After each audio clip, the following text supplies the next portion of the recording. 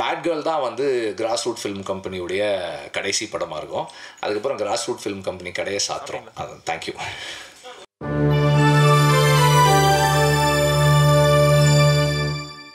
Bad கேர்ளும் revising கமிட்டியில் போய் UA 16+ certificate வாங்கியிருக்கோம். It's UA. படத்தோட டீசர் பார்த்துட்டு கொஞ்சம் ஹைப்பர் சென்சிட்டிவாக சில கமெண்ட்ஸ் அண்ட் சில அசம்ஷன்ஸ் இருந்தது. பட் படம் அந்த மாதிரியானதாக இல்லை. படங்களை தணிக்கை குழு தான் வந்து எந்த படத்தை யார் யார் பார்க்கலாம், எந்த அளவில் பார்க்கலான்னு தீர்மானிக்கிற அமைப்பு. அந்த அமைப்பு UA 16+ கொடுத்துருக்காங்க இந்த படத்துக்கு.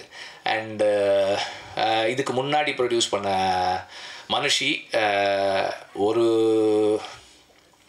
Sensor screening and 2 revising committee screening கோர்ட்டுக்கு போய் இப்போது வந்திருக்கு.